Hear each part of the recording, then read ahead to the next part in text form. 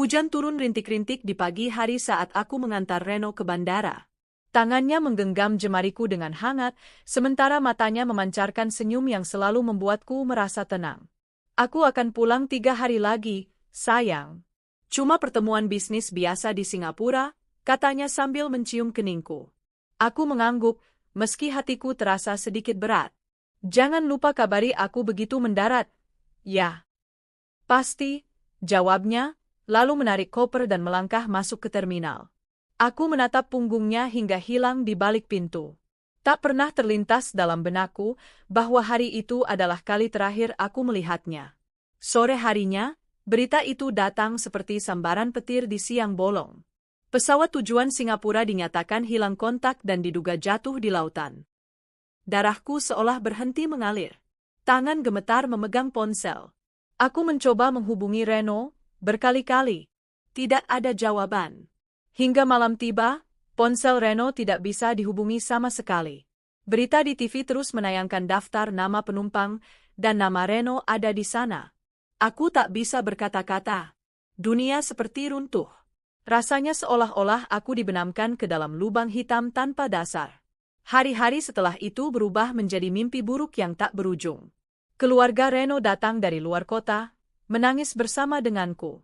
Tapi tetap saja, tidak ada jasad yang ditemukan. Hanya puing-puing yang terapung di laut dan beberapa barang penumpang yang ditemukan mengambang. Proses pencarian terus dilakukan selama berminggu-minggu, namun hasilnya nihil. Kepastian tidak pernah datang, dan itu jauh lebih menyiksa daripada menerima kematian. Aku, Rista, adalah seorang istri yang kehilangan suami dalam tragedi. Tapi lebih dari itu, aku adalah seorang wanita yang kehilangan arah hidup. Aku berhenti bekerja, berhenti menulis, berhenti berinteraksi dengan orang lain. Rumah terasa kosong. Setiap sudut menyimpan kenangan. Aroma tubuh Reno masih melekat di bantalnya, jaketnya masih tergantung di belakang pintu. Aku tidak sanggup menyentuh apapun yang berkaitan dengannya. Aku mencoba kuat, tapi tubuhku tak mampu mengikuti. Aku sempat dirawat di rumah sakit karena kehilangan berat badan drastis dan stres berat. Hanya satu hal yang menyelamatkanku dari kehancuran total, ibu angkatku, Bu Retno. Beliau bukan ibu kandungku, tapi beliau yang membesarkanku sejak orang tuaku meninggal karena kecelakaan saat aku masih remaja. Bu Retno datang dari kampung dan membawaku keluar dari rumah yang penuh kenangan itu. Kamu harus hidup, Enduk. Hidupmu belum selesai. Reno mungkin telah pergi, tapi kamu masih punya masa depan. Itu adalah kalimat pertama yang menyadarkanku bahwa aku harus bangkit. Aku harus menemukan kembali diriku yang hilang. 1 tahun kemudian, aku memutuskan pindah ke Bali. Alasan utamanya sederhana, aku ingin menjauh dari semua yang mengingatkanku pada Reno. Rumah itu, kota itu, bahkan jalan yang biasa kami lewati bersama, semuanya menusuk hatiku seperti pisau. Bali memberiku ruang untuk bernapas. Udara lautnya menenangkan, dan masyarakat di sekitarku begitu ramah. Aku menyewa rumah kecil di daerah Ubud, tidak jauh dari pusat kerajinan dan pariwisata. Tempat itu memberiku inspirasi. Aku mulai menggambar lagi. Aku dulu memang menyukai desain busana, tapi selama menikah dengan Reno aku lebih banyak membantu bisnis keluarganya. Di Bali, aku kembali ke akar diriku sendiri. Dari gambar, menjadi pola. Dari pola, menjadi potongan kain. Lalu potongan itu menjadi gaun. Perlahan-lahan, aku mulai menjahit kembali hidupku, huruf demi huruf, helai demi helai, seperti benang yang memperbaiki luka. Butik kecil itu awalnya hanya berupa ruangan depan rumah yang aku sulap menjadi galeri busana. Aku memberi nama butik itu, Atma, yang berarti jiwa. Karena memang dari jiwalah aku merajut semuanya. Aku tidak punya modal besar, tapi aku punya ketekunan. Gaun-gaun buatanku mulai dikenal dari mulut ke mulut. Turis-turis lokal dan mancanegara mulai datang, tertarik dengan desain yang sederhana namun elegan, dengan sentuhan motif tradisional Bali yang aku pelajari dari penduduk setempat. Dalam waktu 2 tahun, Atma berkembang. Aku pindah ke lokasi baru yang lebih besar, di pinggir jalan utama. Toko itu menjadi lambang kebangkitanku. Namun meskipun secara luar aku terlihat pulih, hatiku masih menyimpan luka yang belum sembuh sepenuhnya. Setiap kali melihat pasangan berjalan bergandengan tangan di pantai, Hatiku perih. Setiap kali melihat anak kecil memanggil ayahnya, aku menahan air mata. Aku masih sering mimpi tentang Reno. Dalam mimpiku, dia datang sambil tersenyum, lalu pergi begitu saja tanpa menjelaskan apa-apa. Sampai akhirnya, pagi itu datang. Pagi yang mengubah segalanya. Matahari bersinar cerah saat aku membuka butik. Seperti biasa, aku menata dress di etalase depan dan mengecek stok kain baru. Tak lama kemudian, bel di atas pintu berbunyi. "Selamat pagi, Bu," sapa karyawanku, Dina. "Ada tamu, mungkin ingin lihat koleksi summer." Aku menoleh. Lelaki itu berdiri di depan pintu dengan kacamata hitam, kemeja putih dan celana linen. Di sebelahnya, seorang wanita muda berpakaian glamor memegang ponsel, tampak sibuk selfie di sudut butik. Aku terpaku. Langit runtuh. Waktu berhenti. Itu, Reno. Aku tidak salah lihat. Mata itu, postur tubuh itu, cara dia menyisir rambutnya dengan tangan kanan. Semua masih sama. Jantungku berdetak keras.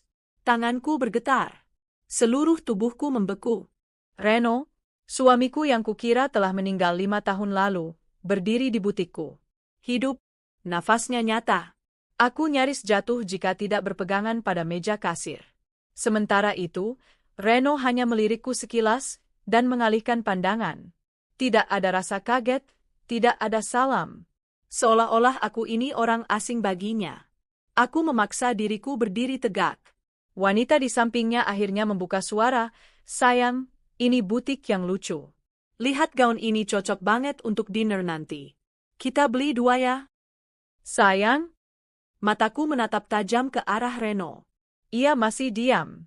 Masih menghindari tatapanku. Mulutnya bergerak, ingin berkata sesuatu, tapi akhirnya hanya mengangguk ke arah wanita itu. "Silakan pilih yang kamu suka," katanya pelan. Dunia benar-benar jungkir balik. Suami yang selama ini kukira meninggal, ternyata hidup. Tidak hanya hidup, tapi juga menikah dengan wanita lain. Dan yang lebih menghina, dia membeli baju untuk istri barunya di butik milikku. "Apa ibu baik-baik saja?" tanya Dina, karyawanku, dengan suara khawatir saat melihat wajahku memucat. Aku tak langsung menjawab. Mataku masih tertuju pada pria yang dulu kusebut suami. Pria yang selama bertahun-tahun membuatku terpuruk dalam duka karena aku percaya dia telah mati. Tapi nyatanya dia berdiri di depanku. Bernapas. Sehat. Dan berpelukan mesra dengan perempuan lain yang memanggilnya, sayang. Aku menarik napas panjang dan memaksa tubuhku untuk berdiri tegak. Aku tidak akan membiarkan dia melihatku lemah. Tidak sekarang. Tidak setelah bertahun-tahun aku membangun kembali hidupku dari abu yang dia tinggalkan. "Selamat datang di butik Atma," kataku dengan suara yang tenang namun tajam. "Ada yang bisa saya bantu?" Reno menoleh pelan. Mata kami bertemu. Untuk sepersekian detik, aku bisa melihat keterkejutan dalam sorot matanya. Tapi ia cepat-cepat mengalihkan pandangan, seolah menolak mengakui siapa aku. Lelaki pengecut. "Oh, halo," kata wanita di sebelahnya dengan senyum manis yang palsu. "Kami sedang liburan di Bali, dan aku tertarik banget sama butik ini dari Instagram. Suamiku yang pilih tempat ini, katanya desain bajunya klasi banget." Aku hanya mengangguk, mencoba tetap profesional, walau dalam hatiku seperti ada badai yang mengamuk. Aku tidak tahu mana yang lebih menyakitkan.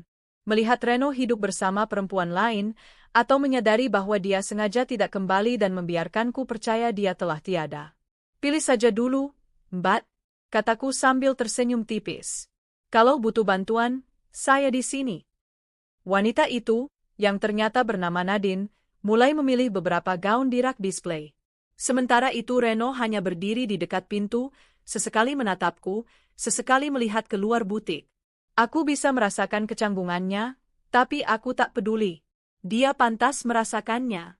Setelah beberapa menit, Nadine mengambil 3 gaun dan berkata, "Aku mau coba ini, ya." "Silakan ke ruang pas," jawab Dina. Begitu Nadine menghilang ke belakang, Reno akhirnya melangkah pelan ke arahku. Wajahnya tegang. Tak ada lagi ketenangan seperti dulu. Aku menyilangkan tangan di depan dada, menatapnya tanpa berkata sepatah pun. "Rista," katanya pelan. Aku tersenyum sinis. Jadi, kau masih ingat namaku rupanya. Ini bukan tempat yang tepat.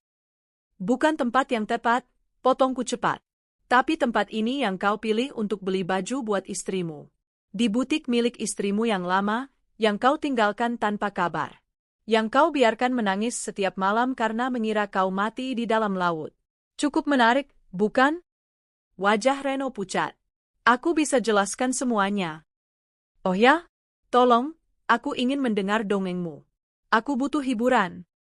Dia menunduk. Aku tidak naik pesawat itu. Waktu itu aku bertengkar hebat dengan ayahku soal pekerjaan. Aku merasa muak dengan semuanya. Aku butuh pergi. Lari. Dan kau lari tanpa memberitahu istrimu. Aku menahan nada suaraku agar tidak membentak, meski rasanya aku ingin melempar sesuatu ke wajahnya. Aku takut. Aku pikir, akan lebih mudah kalau aku hilang. Tidak harus menjelaskan apapun. Aku kira kamu akan bisa lanjutkan hidupmu. Aku tertawa dingin. Kau pikir aku bisa lanjutkan hidup karena kau menghilang dan dunia mengira kau mati? Kau biarkan semua orang menangis, mencari jasadmu, bahkan mengadakan tahlilan, dan selama itu kau hidup nyaman bersama wanita lain. Waktu itu aku tidak berpikir sejauh itu, Rista. Jelas sekali. Kau tidak pernah berpikir sejauh apapun. Kau hanya pengecut. Sergahku dengan suara rendah tapi penuh kemarahan. Sebelum Reno sempat menjawab, Nadine keluar dari ruang pas. Sayang, yang ini bagus gak? Refleks aku menoleh. Gaun yang dia kenakan adalah salah satu desain favoritku, kutujukan untuk wanita yang bangkit dari luka, penuh percaya diri dan berkelas. Tapi melihat dia memakainya, membuatku mual. Bagus, kata Reno cepat, mencoba tersenyum. Nadine tak menyadari ketegangan di antara kami. Aku mengambil langkah ke depan. Maaf, Mbak, kataku, menatap Nadine lurus-lurus.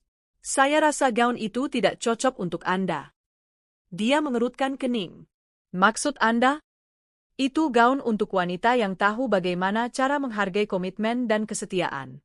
Untuk wanita yang tidak mencuri suami orang lain, atau berpikir bisa membeli harga diri wanita lain dengan uang. Wajah Nadine langsung memerah. Hehe, apa maksud Anda? Reno buru-buru berkata, Nadine, ayo kita keluar dari sini. Aku melipat tangan. Bagus, silakan pergi. Ini bukan tempat untuk pengkhianat dan pelakor. Rista, bentak Reno, tapi aku menatapnya dingin. Sudah cukup. Kau boleh lari dariku 5 tahun lalu, Reno. Tapi sekarang, aku yang memutuskan akhir dari cerita ini. Nadine menatap Reno, lalu aku. Tunggu, apa maksudnya ini? Kalian saling kenal? Aku menatap wanita itu dan menjawab dengan senyum sinis. Aku ini istrinya. Yang sah, di mata hukum. Dan kau, sayang, sedang bersama pria yang belum menceraikan istrinya. Jadi, apa kau yakin mau lanjut belanja di sini? Nadine tampak panik. Ia melihat Reno dengan mata membelalak. Apa dia bilang benar? Kau belum ceraikan dia? Reno terdiam. Rahangnya mengeras. Jadi selama ini aku istri simpanan. Oh Tuhan! Nadine menjatuhkan gaun yang dikenakannya ke lantai dan melangkah keluar dari butik tanpa sepatah kata pun. Reno menatapku dengan sorot penuh kebencian dan malu. Kau tidak seharusnya mempermalukanku di depan orang lain. Aku mendekat dan menatap wajahnya tajam. Kau tidak seharusnya membunuhku dengan caramu pergi. Reno menunduk, lalu menyusul Nadine keluar. Butikku kembali hening. Dina berdiri di sudut ruangan dengan wajah bingung, tapi tak berkata apa-apa. Aku menghela napas panjang. Lututku lemas, tapi hatiku terasa lebih ringan. Untuk pertama kalinya dalam 5 tahun, aku berdiri di atas luka lamaku, dan menang. Sore itu aku duduk di teras belakang butik, memandang langit Bali yang mulai berubah jingga. Hati ini campur aduk, tapi satu hal yang jelas, aku tak akan lagi menjadi korban dari masa lalu. Aku akan membuat Reno benar-benar menyesal telah memilih pergi dengan cara paling keji. Aku akan membuatnya membayar. Bukan dengan kemarahan membabi buta, tapi dengan elegansi dan keberhasilan yang membuatnya tak bisa tidur setiap malam. 3 hari berlalu sejak Reno dan perempuan itu datang ke butikku, dan setiap harinya pikiranku terus dipenuhi bayang-bayang kejadian itu. Sore yang menyesakkan, luka lama yang dipaksa terbuka, dan wajah lelaki yang dulu kucintai kini berubah menjadi simbol pengkhianatan. Dari luar, hidupku tampak seperti biasa. Pelanggan terus berdatangan, butik tetap berjalan. Tapi di dalam hati, aku seperti berada di ambang jurang. Bukan karena aku masih mencintai Reno. Bukan. Aku bahkan tak tahu lagi rasa apa yang tertinggal padanya. Yang kurasakan kini hanyalah dendam. Dendam pada seorang pria yang pernah bersumpah sehidup semati, tapi memilih pergi tanpa jejak. Yang membuatku menangis di depan altar kosong saat tahlilan, sementara ia sedang menikmati hidup baru dengan wanita lain. Dan aku tahu, aku tidak bisa membiarkannya lolos begitu saja. Hari itu, aku duduk di meja kerja belakang butik, membuka laptop, dan mengetik satu nama, Reno Ardiansyah. Berbagai informasi muncul. LinkedIn-nya masih aktif. Dia ternyata menjadi direktur pemasaran di sebuah perusahaan properti di Jakarta, milik salah satu pengusaha besar. Dari beberapa artikel, aku juga tahu ia sering tampil dalam acara-acara bisnis, bahkan baru saja hadir di Forum Investasi Internasional 2 bulan lalu. Menarik. Sangat menarik. Orang yang katanya ingin hidup tenang dan menghilang, ternyata justru sedang menikmati kehidupan suksesnya, tanpa pernah sedikit pun menyelesaikan urusan masa lalunya. Aku mengernyit. Reno bukan sekadar melarikan diri. Dia membangun kebohongan besar di atas puing-puing penderitaan orang lain. Termasuk aku. Kalau begitu, gumamku, aku akan hancurkan pondasi itu dengan tanganku sendiri. Beberapa hari kemudian, aku menghubungi pengacaraku, Bu Leli, yang selama ini mengurus surat-surat legal butikku. Wanita parubaya itu kaget saat mendengar ceritaku. Jadi, suami ibu masih hidup dan belum pernah menceraikan ibu secara resmi, tanyanya, mengangkat alis. Aku mengangguk. Dan sekarang dia sudah menikah lagi dengan wanita lain tanpa sepengetahuanku. Bu Leli menghela napas panjang. Ini bukan sekadar masalah moral, Bu Rista. Secara hukum, itu bisa masuk ke ranah bigami, menikah dengan orang lain padahal pernikahan sebelumnya belum sah berakhir. Ibu punya cukup bukti? CCTV butik, rekaman suara, dan beberapa foto yang kuambil diam-diam. Semuanya bisa membuktikan kalau dia masih hidup dan mengakui bahwa kami belum bercerai. Bagus, katanya sambil mencatat. Saya akan siapkan gugatan. Kita bisa ajukan laporan hukum dan juga gugatan perdata. Nama baik dia bisa hancur kalau ini sampai ke media. Aku tersenyum. Memang itu tujuanku. Tak butuh waktu lama, berita itu mulai menyebar. Entah siapa yang membocorkan, tapi tiba-tiba nama Reno muncul di beberapa situs berita gosip online. Direktur properti dituding lakukan bigami oleh istri sah yang ditinggal tanpa kabar. Istri sah ternyata masih hidup, suami nikah lagi diam-diam. Komentar netizen langsung meledak. Sebagian membelanya, tapi lebih banyak yang mengecam. Terutama setelah muncul tangkapan layar dari akun Instagram Butikatma yang menulis kalimat tajam. 5 tahun aku hidup dalam duka, mengira kau mati dalam kecelakaan pesawat. Ternyata kau hanya pengecut yang memilih kabur dari tanggung jawab. Aku memang tak menyebut nama. Tapi netizen lebih cerdas dari yang kita kira. Tak lama kemudian, Reno menelponku. Aku menatap layar ponsel itu dengan penuh jijik sebelum akhirnya kuangkat. Rista, kamu gila ya? Suaranya terdengar panik dan marah. Aku cuma menyampaikan kebenaran. Kebenaran yang selama ini kamu kubur dalam-dalam. Karirku bisa hancur karena ini. Perusahaanku. Bukan urusanku, potongku tajam. Kalau karirmu hancur karena kamu membohongi publik, itu salahmu sendiri. Jangan lempar kesalahan ke orang lain. Apa yang kamu mau? Uang? Aku bisa bayar? Aku tertawa kecil. Dengar, Reno. Hidupku sudah baik-baik saja tanpa kamu. Aku tak butuh uangmu, tak butuh belas kasihanmu. Aku cuma ingin kau tahu bagaimana rasanya kehilangan segalanya dalam semalam. Sama seperti yang kau lakukan padaku.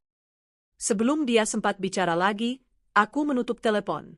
Beberapa hari setelahnya, pengacara Reno menghubungi Bu Leli, memohon penyelesaian damai dan meminta kami tidak membawa kasus ini ke pengadilan. Tapi aku sudah mantap. Tidak ada perdamaian untuk pengkhianatan sekejam ini. Aku ingin Reno kehilangan pekerjaannya. Aku ingin wajahnya hilang dari seminar bisnis dan panggung-panggung kesuksesan palsu. Aku ingin dunia tahu, pria ini pernah mengorbankan seorang istri yang mencintainya hanya demi kehidupan yang ia anggap lebih bebas. Dan satu persatu, keinginanku mulai terwujud. Reno diskors dari perusahaannya. Beberapa kontrak bisnisnya dibatalkan karena citra buruk.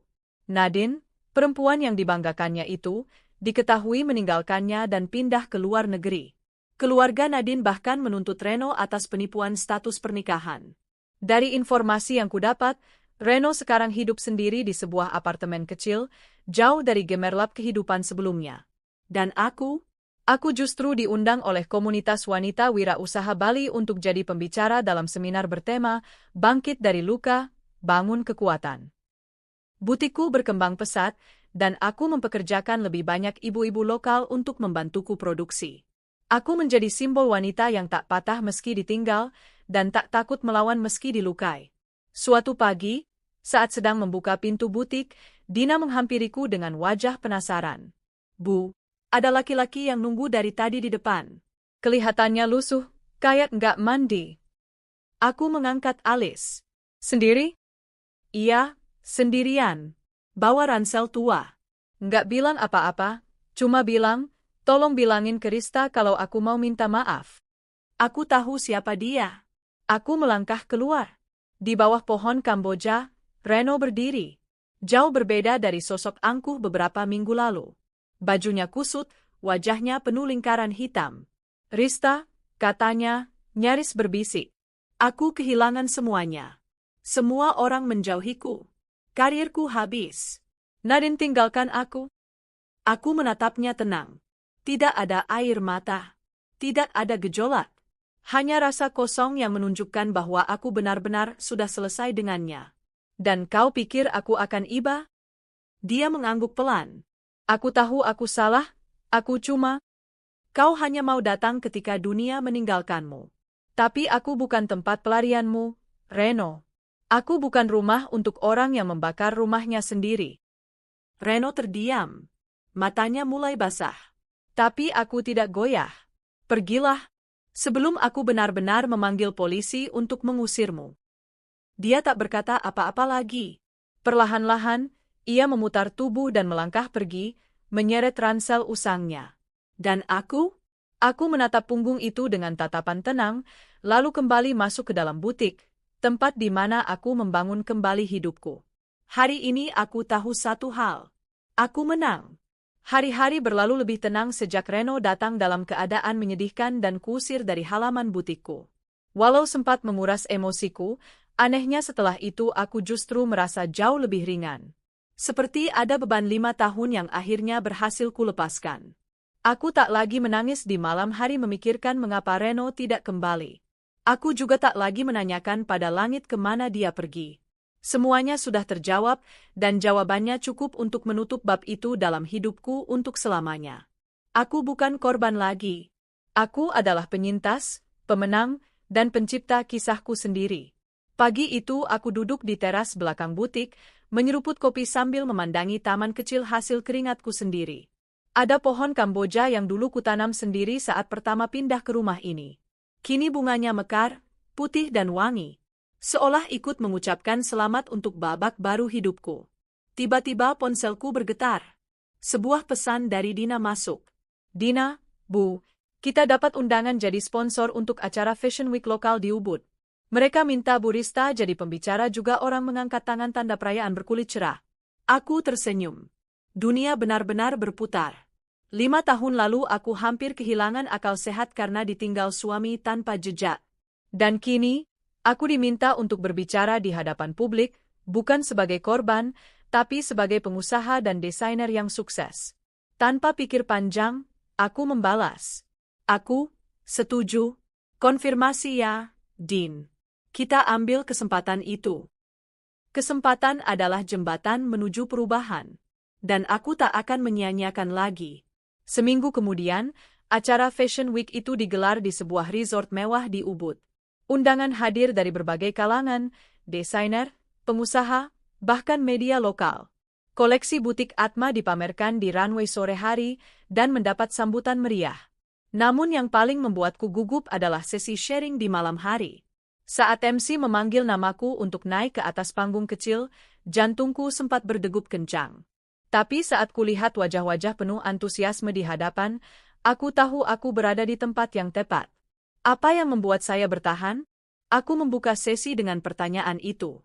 Rasa sakit, pengkhianatan, kehilangan. Semuanya saya ubah menjadi bahan bakar untuk membangun sesuatu yang tidak bisa dihancurkan siapapun, harga diri saya. Suasana menjadi hening. Semua mata tertuju padaku. Ada masanya saya hidup dalam ilusi. Bahwa cinta akan menyelamatkan. Bahwa pernikahan menjamin kebahagiaan. Tapi hidup mengajarkan dengan cara paling pahit. Kadang, orang yang kita cinta justru yang menusuk paling dalam. Dan saat itu terjadi, kita punya dua pilihan, terpuruk atau bangkit. Aku menghela napas dan tersenyum. Saya memilih bangkit. Karena saya tahu, tidak ada seorang pun yang bisa menyelamatkan saya, kecuali saya sendiri. Tepuk tangan membahana di ruangan itu. Aku menunduk, bukan karena malu, tapi karena bersyukur. Malam itu aku tidak hanya memamerkan gaun, aku memamerkan proses penyembuhan. Setelah acara, beberapa perempuan menghampiriku. Ada yang ingin berkolaborasi, ada yang ingin belajar menjahit, dan tak sedikit yang datang hanya untuk memelukku dan berkata, "Terima kasih, Mbak Rista, karena telah bicara tentang luka kami yang sering kami sembunyikan." Ternyata, aku tidak sendiri. Dan rasanya luar biasa bisa berdiri bersama mereka yang pernah jatuh, namun memilih bangkit. Keesokan paginya, saat aku membuka butik seperti biasa, Dina datang sambil membawa amplop putih. "Bu, ada kiriman dari Jakarta." Dari pengacara mantan suami ibu. Aku membuka amplop itu perlahan. Di dalamnya, ada surat permohonan cerai resmi dari Reno, lengkap dengan tanda tangan dan semua dokumen legal yang dibutuhkan. Akhirnya, setelah 5 tahun dan 1 pertemuan penuh luka, ia memilih menyelesaikan sisa ikatan yang tersisa. Aku tidak merasa sedih. Tidak pula marah. Yang aku rasakan adalah lega. Surat itu kusimpan di dalam map khusus. Bukan karena aku ingin mengenangnya, tapi sebagai pengingat bahwa aku pernah begitu mencintai seseorang yang bahkan tidak tahu cara mencintai balik. Beberapa minggu berlalu dengan cepat. Butikku makin ramai, bahkan aku mulai menerima pesanan untuk acara-acara besar seperti pernikahan dan gala dinner. Aku merekrut 2 penjahit tambahan dan 1 admin toko. Dalam sebuah pertemuan komunitas wanita pengusaha, aku dikenalkan pada seorang pria bernama Bayu. Seorang pemilik galeri seni yang terkenal di Seminyak. Pribadinya tenang, sopan, dan, yang paling aku sukai, tidak memaksakan apapun. Kami beberapa kali berbincang tentang seni dan kreativitas. Ia bahkan memesan setelan khusus untuk pembukaan pameran lukisannya bulan depan. Tapi tidak pernah sekalipun dia mencoba menyentuh luka lamaku. Ia hanya hadir, seperti matahari pagi yang hangat tapi tidak membakar. Suatu malam, setelah makan malam santai di kafe dekat pantai, Bayu berkata padaku, "Aku tidak tahu apa yang pernah kamu lalui, Rista. Tapi aku bisa melihat kamu melewati banyak badai. Dan tetap berdiri. Itu indah sekali." Aku terdiam sesaat. Aku tidak sedang mencari siapapun untuk menggantikan masa lalu. "Aku juga tidak datang untuk menggantikan siapapun," katanya pelan. "Aku cuma ingin berjalan di sampingmu, kalau kamu izinkan." Aku tersenyum. Untuk pertama kalinya sejak Reno pergi, aku membiarkan hatiku terbuka, sedikit saja. Bukan karena aku ingin cinta baru, tapi karena aku sadar, aku pantas bahagia lagi. Malam itu aku duduk di beranda rumahku, ditemani secangkir teh dan suara jangkrik dari kebun belakang. Aku menatap langit malam Bali yang bertabur bintang. 5 tahun lalu, aku mengira hidupku selesai. Tapi ternyata, itu hanyalah awal dari perjalanan panjang yang membawaku ke titik ini. Tempat di mana aku berdiri sebagai wanita yang kuat. Sebagai Rista yang baru. Dan yang terpenting, sebagai diriku sendiri, bukan bayangan siapapun. Hari itu langit Bali cerah. Angin pantai semilir menyapu dedaunan palem di depan butikku. Sejak kejadian di mana aku mengusir Arman dan wanita itu dari butikku, aku merasa ada ketenangan sekaligus kegelisahan yang bercampur jadi satu.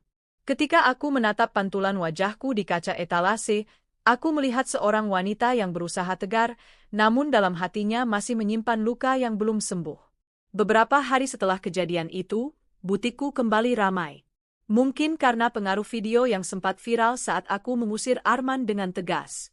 Banyak yang memuji ketegasanku, menganggapku wanita tangguh yang tidak takut menghadapi masa lalu. Namun kenyataannya, malam-malamku masih penuh dengan bayangan Arman. Bukan karena aku masih mencintainya, tidak, tapi karena luka yang ia tinggalkan terlalu dalam. Rasa ditinggalkan tanpa penjelasan, rasa dianggap tidak layak untuk tahu kebenaran, itu yang membuat dadaku sesak. Bukan perpisahan yang menyakitkan, tapi pengkhianatan diam-diam yang membuatku merasa seperti wanita yang tak dianggap. Aku menyibukkan diriku dengan berbagai kegiatan. Butikku kini sudah punya 3 pegawai tetap. Aku juga mulai menerima undangan untuk menjadi pembicara di komunitas wirausaha perempuan. Tapi seperti luka yang tak terlihat, semua kesibukan itu hanya perban bagi hatiku yang masih berdarah. Sampai suatu siang, aku mendapat pesan dari seorang perempuan bernama Rena, sahabatku saat kuliah dulu. Dia sekarang bekerja di Jakarta, dan rupanya baru tahu soal kejadian Arman dari video yang viral. Nah, aku lihat video kamu. Aku bangga banget. Tapi aku mau kasih tahu sesuatu. Arman dulu waktu di Jakarta sempat ke tempatku. Dia bawa seorang anak laki-laki. Katanya anaknya, usia sekitar 6 tahunan. Tapi anehnya, wajah anak itu mirip sekali sama kamu. Pesan itu membuat tanganku gemetar. Anak? 6 tahun? Arman punya anak? Dan, mirip aku? Tubuhku seketika lemas. Waktu itu aku dan Arman memang sempat berencana punya anak, tapi kami belum sempat mencobanya. Lalu, 6 tahun lalu, berarti tak lama setelah dia menghilang. Apakah mungkin dia mengambil anak dari wanita lain? Atau mungkin wanita itu sudah hamil saat dia bersamaku? Aku menelepon Rena, meminta detail lebih lanjut. Dia nggak bilang banyak. Nah, cuma waktu mampir ke tempatku, anak itu manggil dia, ayah. Dan dia bilang, istriku lagi belanja. Aku kira itu kamu, tapi setelah lihat video kemarin, aku baru sadar dia bohong dari awal. Aku terduduk. Air mataku jatuh tanpa bisa kubendung. Begitu banyak kebohongan yang Arman sembunyikan dariku. Dan yang paling menyakitkan adalah, dia menjalani hidup baru, membangun keluarga baru, sementara aku selama ini menunggunya dalam luka dan kesepian. Tak butuh waktu lama, aku memutuskan untuk mencari tahu lebih jauh. Aku menyewa seorang detektif swasta lokal di Bali, seseorang yang direkomendasikan oleh salah satu klien butikku yang suaminya pernah diselidiki karena perselingkuhan. Beberapa hari kemudian, hasil investigasi masuk. Laporan singkat. Nama pria, Arman Yudhistira. Status pernikahan, menikah dengan Natasha Dewi sejak 5 tahun lalu. Anak, 1 orang anak laki-laki bernama Kenzo, usia 6 tahun. Alamat, Jakarta Selatan. Keterangan, pernikahan tidak tercatat di catatan sipil secara resmi. Namun mereka tinggal serumah dan dikenal sebagai suami istri oleh tetangga. Tanganku gemetar saat membaca nama anak itu. Kenzo, 6 tahun. 1 tahun setelah Arman menghilang. Aku mengingat-ingat. Sekitar setahun sebelum Arman menghilang, aku pernah mengalami keterlambatan haid. Tapi saat itu aku anggap stres. Aku bahkan tidak sempat memeriksakan diri. Apakah mungkin anak itu adalah anakku juga? Pikiran itu membuatku makin kalut. Aku tidak bisa duduk diam. Aku ingin tahu siapa anak itu sebenarnya. 1 minggu kemudian, aku menyusun rencana. Aku bekerja sama dengan detektifku dan menyamar sebagai klien butik bernama Kirana, membuka cabang butik di Jakarta Selatan, dekat rumah Arman. Aku pura-pura membuka layanan busana anak-anak eksklusif. Lalu, aku sebarkan brosur dan undangan ke komplek tempat Arman tinggal. 3 hari kemudian, Natasha datang ke butik kecil yang kusiapkan itu. Dan, dia membawa serta Kenzo. Jantungku berdebar saat pertama kali melihat bocah itu. Wajahnya sangat mirip Arman. Tapi yang mengejutkan adalah matanya. Itu mata milikku. Sama persis. Bibir mungilnya, bentuk alisnya, bahkan cara dia tersenyum, hatiku seperti diremas-remas. Kenzo sayang, duduk sini ya, Mama mau lihat-lihat baju dulu. Aku menunduk, pura-pura mengatur baju di rak bawah agar bisa melihat anak itu lebih dekat. Dia sedang bermain dengan mobil-mobilan di tangannya. Namamu siapa? Tanyaku lembut. Kenzo, jawabnya ceria. Kenzo pintar ya? Umur berapa sekarang? 6, katanya sambil menunjukkan 5 jari kecilnya, lalu satu lagi dari tangan satunya. Aku menahan air mata. 6. Sama seperti usia kepergian Arman. Kenzo tinggal di mana? Di Jakarta. Sama Mama, sama Ayah. Aku mengalihkan pandanganku ke Natasha yang sedang asyik memilih dress. Wanita itu tak sadar kalau aku sedang meletakkan semua kepingan puzzle yang selama ini tersembunyi. Setelah mereka pulang, aku langsung minta timku mengambil satu helai rambut Kenzo yang tertinggal di bantal sofa. Aku tahu ini bisa jadi bukti penting. Dengan itu, aku mengirim sampel untuk tes DNA rahasia, membandingkan rambut Kenzo dengan sampel air liurku. Hasilnya keluar seminggu kemudian. Positif. Kenzo adalah anak kandungku. Aku menangis sejadi-jadinya malam itu. Arman telah mengambil anakku. Dia membawa kabur anakku, membesarkannya tanpa memberitahuku, bahkan menikahi wanita lain dan membiarkanku hidup dalam bayang-bayang kesedihan. Kini semuanya jelas. Arman menghilang bukan karena kecelakaan. Dia menghilang karena ingin membuang masa lalu dan hidup baru. Tapi yang tak bisa kupahami adalah, kenapa dia mengambil anakku? Hari itu aku duduk di meja butikku, surat pengacara sudah siap di tanganku. Aku sudah menyiapkan gugatan untuk mengambil hak asuh Kenzo dan membongkar semua kebohongan Arman di pengadilan. Aku akan buka semua kebenaran bahwa dia memalsukan kematiannya, menculik anakku, menikah diam-diam, dan menelantarkan istri sahnya tanpa perceraian. Aku tahu langkah ini akan berat. Tapi aku juga tahu, aku tidak bisa diam. Bukan hanya karena aku ingin membalas, tapi karena Kenzo adalah darah dagingku. Dia berhak tahu siapa ibunya. Dia berhak tahu bahwa dia punya seorang ibu yang selama ini mencintainya, bahkan saat ia tak tahu anak itu pernah ada dalam rahimnya. Dan Arman, dia harus mempertanggungjawabkan semuanya. Hari-hari setelah pertemuan memalukan itu menyisakan berbagai perasaan dalam diriku. Ada luka lama yang kembali terbuka, ada kekecewaan yang mengendap bertahun-tahun, dan ada pula rasa lega karena akhirnya semua misteri telah terungkap. Tapi satu hal yang belum tuntas, harga diriku yang sempat diinjak-injak oleh seorang lelaki yang pernah kusebut suami. 2 hari setelah peristiwa itu, butikku kembali ramai seperti biasa. Banyak pelanggan yang justru berdatangan karena mereka mendengar cerita tentang bagaimana aku menghadapi mantan suami hilang yang ternyata masih hidup dan malah membawa istri barunya ke butikku. Ada yang datang untuk melihat-lihat, ada pula yang datang hanya ingin memberi semangat padaku. Ternyata kisahku sudah menyebar di kalangan sosialita dan wisatawan di Bali, dan tanpa kusadari, aku menjadi semacam simbol kekuatan perempuan yang dikhianati namun tetap bangkit.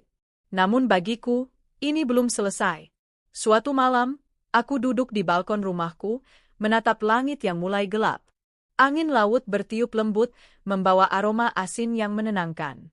Tapi hatiku tak tenang. Aku tahu mantan suamiku, Rama, kini berada di Bali bersama istrinya, mungkin sedang menikmati liburan mereka sambil menertawakan masa laluku. Satu hal yang tidak mereka tahu, aku tidak akan membiarkan mereka pergi tanpa merasakan perihnya kehilangan seperti yang pernah kurasakan dulu. Aku menghubungi sahabatku, Dita, yang kini bekerja di Jakarta sebagai jurnalis investigasi. Dit, aku butuh bantuan, kataku langsung saat panggilan tersambung. Bantuan apa? Jangan bilang kamu mau cari info soal si Rama. Dita langsung menebat. Tepat sekali. Aku mau kamu cari tahu latar belakang pernikahan mereka. Apakah mereka benar-benar menikah sah? Apakah Rama sudah menceraikanku secara hukum atau belum? Aku curiga dia tidak pernah mengurus perceraian sama sekali. Wah, kalau benar, berarti dia melakukan poligami tanpa izin atau malah menikah 2 kali tanpa menceraikan yang pertama. Makanya aku butuh kamu cari dokumennya. Aku punya salinan akta nikah kami dulu, jadi kamu bisa lacak sisanya. Aku kirim sekarang. Malam itu, aku mengirimkan semua dokumen pernikahan kami ke Dita. Dalam hatiku berdoa, semoga Rama memang belum menceraikanku secara hukum. Bukan karena aku ingin kembali, tapi karena aku ingin menyeretnya ke jalur hukum jika perlu. 3 hari kemudian, Dita menghubungiku dengan nada serius. Eli, kamu benar. Rama tidak pernah menceraikanmu. Bahkan, catatan pernikahan kalian masih aktif di sistem Dukcapil. Tapi dia mendaftarkan pernikahan kedua di tempat berbeda, menggunakan nama sedikit berbeda, hanya menghilangkan 1 huruf dari nama belakangnya. Tapi tetap saja, itu sah secara administrasi. Artinya dia menikah 2 kali tanpa menceraikanmu. Itu pidana. Aku menarik napas dalam. Terima kasih, Dit. Aku tahu sekarang apa yang harus kulakukan. Hari itu juga, aku menghubungi pengacara kenalanku yang pernah menangani kasus teman Dita dulu. Aku menjelaskan semuanya, termasuk bukti-bukti yang kukumpulkan. Bu Eli, ini bisa masuk ke ranah bigami, yaitu menikah lagi padahal pernikahan sebelumnya belum sah berakhir. Itu pidana, bisa dipenjara, kata pengacaraku. Bagus. Saya tidak akan puas sebelum dia merasakan sedikit saja dari rasa sakit yang dulu dia berikan padaku. 2 minggu kemudian, Rama dan istrinya datang lagi ke butikku. Entah mereka tak punya malu atau memang sengaja ingin menyindirku, aku tidak tahu. Tapi yang jelas kali ini mereka datang tidak dengan wajah bahagia seperti kemarin.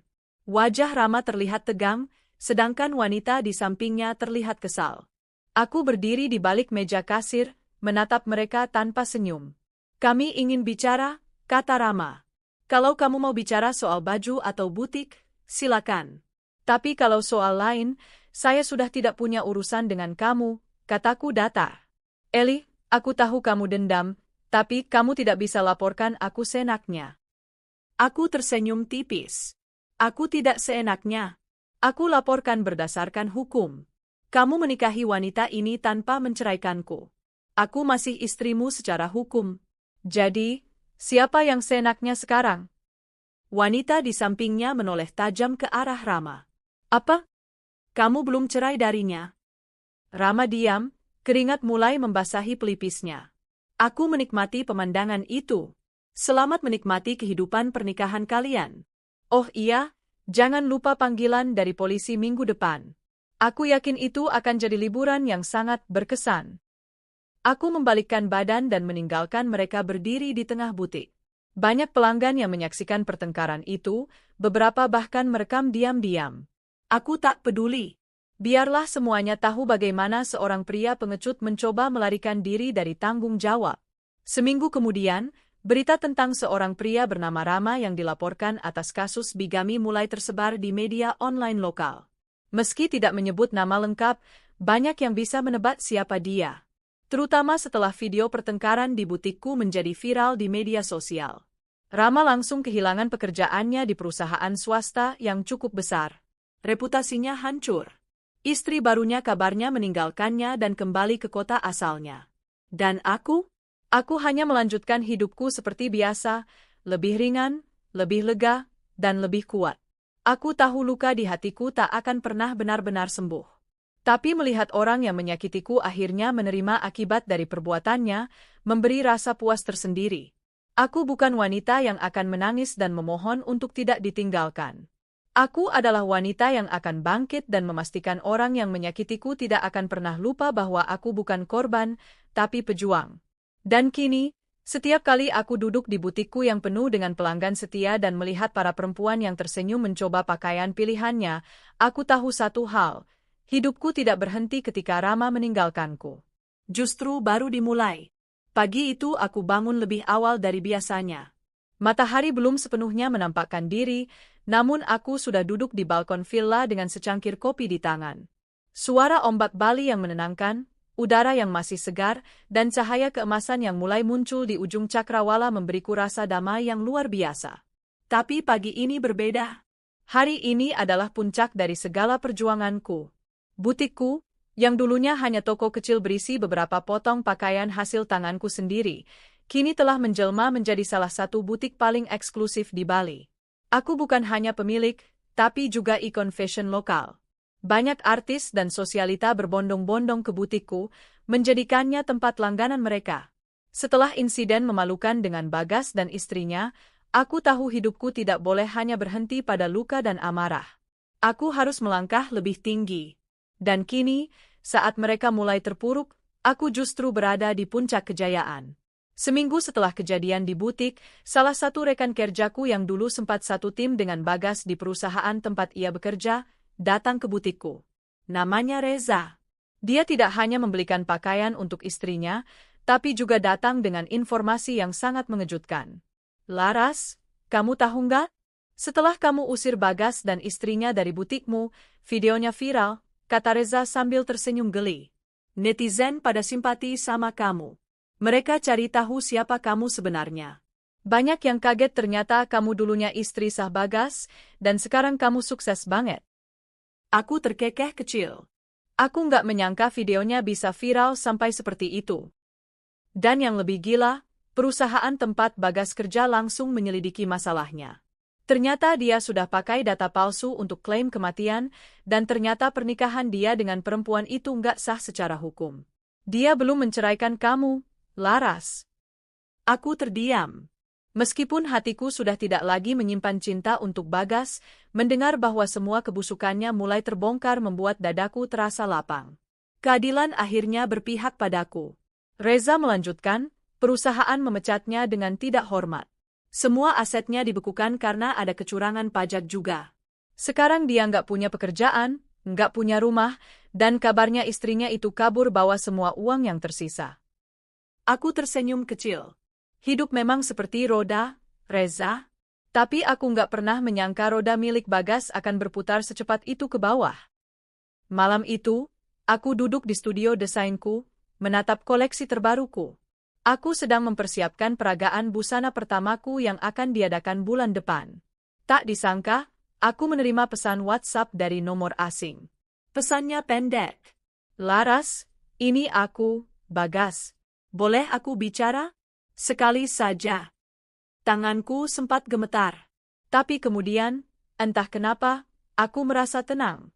Aku sudah terlalu kuat untuk takut pada masa lalu. Dengan tegas aku membalas. Temui aku besok jam 9 pagi di butik. Datanglah sendiri. Esok paginya, Bagas datang. Penampilannya jauh berbeda dari terakhir kali aku melihatnya. Rambutnya acak-acakan, bajunya lusuh, dan wajahnya penuh guratan lelah. Di matanya, terlihat penyesalan yang begitu dalam, meski mulutnya tak langsung mengucapkannya. Aku tahu aku salah, Laras, katanya pelan. Aku pengecut. Aku seharusnya nggak meninggalkanmu. Tapi saat itu, aku merasa hidup kita terlalu berat. Aku ingin jalan pintas. Saat kecelakaan itu terjadi, aku melihat kesempatan untuk memulai dari awal. Aku memotongnya, tanpa memikirkan luka yang kamu tinggalkan padaku. Dia tertunduk. Iya, aku salah. Tapi hidupku sekarang hancur, Laras. Aku kehilangan segalanya. Dan saat semua orang menolakku, entah kenapa aku malah ingat kamu. Karena kamu tahu aku adalah satu-satunya yang benar-benar mencintaimu dengan tulus, jawabku tajam. Tapi kamu mengkhianati cinta itu. Dia menangis. Untuk pertama kalinya, aku melihat Bagas hancur. Tapi kali ini aku tidak merasa kasihan. Luka yang dia tinggalkan padaku terlalu dalam. Dan kini dia harus menanggung akibat dari pilihannya sendiri. Aku nggak minta kamu kembali. Aku tahu aku nggak pantas. Tapi, bolehkah aku bekerja di tempatmu? Sekadar bantu bersihin butik, atau jadi supir pun nggak apa-apa. Aku cuma butuh tempat untuk bertahan hidup. Aku menatap matanya. Lama. Dalam hati, aku bertanya pada diriku sendiri, apakah aku tega menolak orang yang dulu pernah aku cintai? Tapi jawabannya datang dalam bentuk ketegasan yang mengalir dari mulutku. Tidak, Bagas. Aku bukan tempat sampah yang bisa kamu datangi saat hidupmu berantakan. Aku bukan wanita yang bisa kamu perlakukan seenaknya. Pergilah. Aku tidak akan membiarkan kamu mencoreng lagi hidupku yang sudah kubangun dengan susah payah. Dia terdiam, menunduk, lalu pergi tanpa kata. Beberapa bulan berlalu. Peragaan busanaku sukses besar. Namaku mulai dikenal hingga ke luar negeri. Aku mendapat undangan untuk pameran di Paris tahun depan. Semua yang pernah meremehkanku, kini mengagumiku. Hidupku benar-benar berubah. Suatu malam, saat duduk di sebuah restoran bersama sahabatku, aku melihat berita di televisi. Sosok lelaki dengan baju kumal sedang ditangkap karena kasus penipuan identitas dan manipulasi dokumen. Nama pelakunya, Bagas Prasetyo. Aku menghela napas. Akhirnya keadilan datang dari tempat yang tepat. Sahabatku menatapku. Kamu nggak apa-apa? Aku tersenyum. Aku lebih dari sekadar, nggak apa-apa. Aku bahagia. Kini aku hidup bukan lagi sebagai wanita yang ditinggal suami karena dianggap beban. Aku adalah Laras Ayuning Tias, desainer sukses, wanita tangguh, dan simbol kebangkitan dari pengkhianatan. Hidup mengajarkanku bahwa kadang luka terdalam bisa menjadi pondasi terkuat. Dan balas dendam terbaik? Bukan dengan menghancurkan orang lain, tapi dengan membuktikan bahwa tanpa mereka, kita tetap bisa bersinar lebih terang dari sebelumnya.